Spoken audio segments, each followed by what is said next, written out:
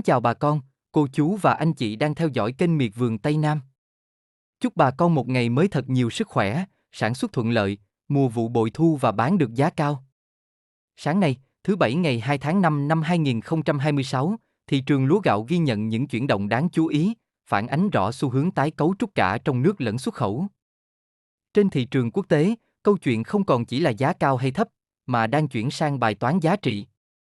Xu hướng nâng cao chất lượng, xây dựng thương hiệu và gia tăng giá trị sản phẩm đang trở thành hướng đi bắt buộc nếu muốn tiếp cận các thị trường khó tính như châu Âu, Anh, Australia hay Canada. Đáng chú ý, nhu cầu nhập khẩu từ các thị trường truyền thống vẫn duy trì ở mức cao.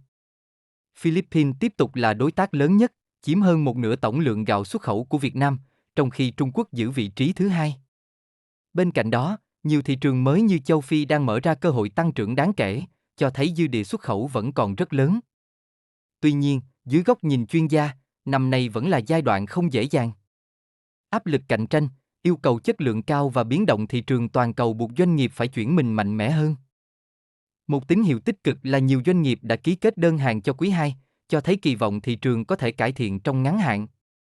Đây là yếu tố quan trọng giúp giữ nhịp cho hoạt động xuất khẩu trong bối cảnh còn nhiều biến số. Quay trở lại thị trường trong nước, khu vực đồng bằng sông Cửu Long hôm nay ghi nhận mặt bằng giá lúa tương đối ổn định.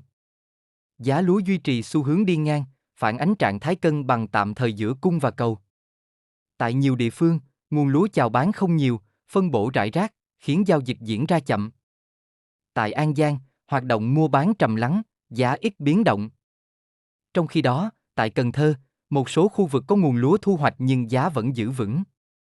Các tỉnh như Cà Mau, Đồng Tháp, Vĩnh Long và Tây Ninh ghi nhận giao dịch ít, thị trường chưa có đột phá. Đối với mặt hàng gạo, thị trường tiếp tục trong trạng thái trầm lắng.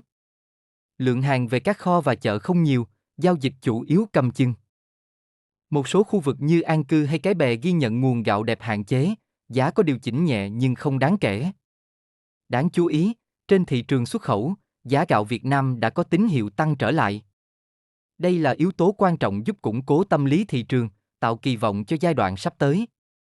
Dưới góc độ chuyên gia nông nghiệp, thị trường lúa gạo hiện đang vận động trong giai đoạn chuyển tiếp. Một mặt, giá được nâng đỡ bởi nhu cầu xuất khẩu và kỳ vọng đơn hàng mới. Mặt khác, thị trường nội địa vẫn còn thiếu động lực do giao dịch chậm và nguồn cung phân tán. Trong ngắn hạn, xu hướng chủ đạo vẫn là ổn định và tích lũy. Tuy nhiên, nếu đà tăng giá xuất khẩu được duy trì và nhu cầu quốc tế tiếp tục cải thiện, thị trường hoàn toàn có thể bước vào một chu kỳ tăng trưởng rõ ràng hơn. Đối với bà con nông dân, đây là giai đoạn cần theo dõi sát diễn biến thị trường. Việc cân nhắc thời điểm bán hợp lý sẽ giúp tối ưu lợi nhuận và hạn chế rủi ro. Sau đây em xin cập nhật chi tiết giá thu mua lúa gạo trên thị trường thế giới, thị trường xuất khẩu của Việt Nam và thị trường trong nước tại một số khu vực trọng điểm các địa phương, để bà con mình tham khảo, đưa ra quyết định giá bán cho ruộng lúa gạo của nhà mình nhé. Thị trường lúa gạo đang phân hóa mạnh và chịu áp lực lớn, dù giá có xu hướng đi ngang ngắn hạn. Nhu cầu nhập khẩu tiếp tục tăng, đặc biệt từ Philippines và Trung Quốc. Philippines chiếm 52,4% xuất khẩu gạo Việt Nam. Một số thị trường tăng trưởng mạnh. Malaysia tăng 36,2%. Một số thị trường Trung Đông tăng 67,8%. Australia tăng 25%. Mỹ tăng 6,3%. Doanh nghiệp đã ký nhiều đơn hàng cho quý 2 trên 2026 kỳ vọng thị trường cải thiện. Tuy nhiên, năm 2026 vẫn được đánh giá là còn nhiều khó khăn. Giá gạo xuất khẩu tăng trở lại. Gạo Jasmine 496 đến 500 đô la Mỹ một tấn. Gạo trắng 5% tấm 391 đến 395 đô la Mỹ một tấn. Gạo thơm 5% tấm 490 đến 500 đô la Mỹ một tấn. Giá tăng nhẹ, thị trường có tín hiệu tích cực.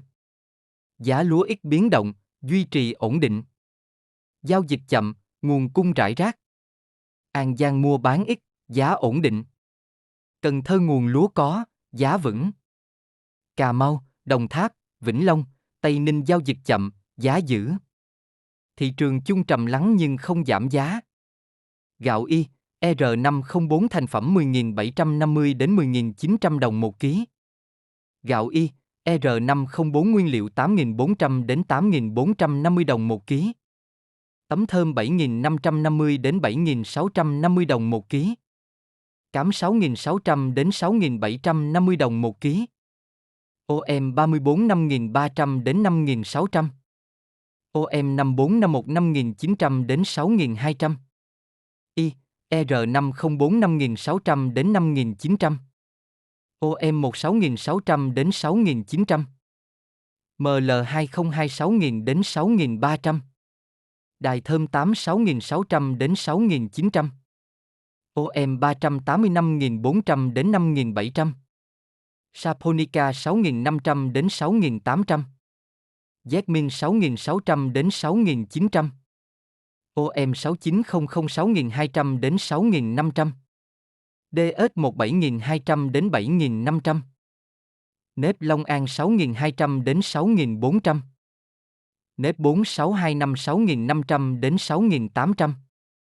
VNR98 6.000 đến 6.300. HB1 6.100 đến 6.400. ST24 ST25 6.400 đến 6.700. ST24 ST25 vuông tôm 7.000 đến 7.300. Lúa Nhật 7.300 đến 7.600. Nàng hoa 6.100 đến 6.400. OM18 6.600 đến 6.900. HP1 6.100 đến 6.400. Gạo nàng nhang 28.000 đồng 1 ký. Gạo thường 14.000 đến 15.000 đồng 1 ký. Gạo thơm 17.000 đến 22.000 đồng 1 ký. Gạo Jasmine 17.000 đến 18.000 đồng 1 ký. Gạo nàng hoa 21.000 đồng 1 ký. Gạo thơm Thái 20.000 đến 22.000 đồng 1 ký. Gạo hương Lài 22.000 đồng 1 ký. Gạo Đài Loan 20.000 đồng 1 ký. Gạo Sóc Thường 16.000 đến 17.000 đồng 1 ký. Gạo Sóc Thái 20.000 đồng 1 ký. Kênh xuất khẩu giá đã quay đầu tăng, phản ánh lực cầu quốc tế đang dần cải thiện và tạo tín hiệu nâng đỡ thị trường.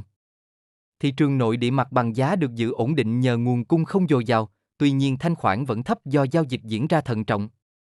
Diễn biến chung thị trường đang ở trạng thái nén, tích lũy trước khi hình thành xu hướng rõ ràng hơn khi có lực cầu mới tham gia. Thị trường lúa gạo hiện duy trì cấu trúc giá khá vững, với vai trò dẫn dắt bắt đầu quay lại từ kênh xuất khẩu. Nếu nhu cầu nhập khẩu tiếp tục gia tăng, đặc biệt từ các thị trường chủ lực, khả năng cao thị trường sẽ chuyển sang pha tăng trưởng mới với biên độ rõ rệt và bền vững hơn. Miệt vườn Tây Nam sẽ tiếp tục đồng hành cùng bà con, cập nhật nhanh chóng và chính xác những thông tin mới nhất về thị trường lúa gạo mỗi ngày. Kính chúc bà con nhiều sức khỏe, sản xuất thuận lợi, được mùa được giá. Xin kính chào và hẹn gặp lại bà con trong những bản tin tiếp theo.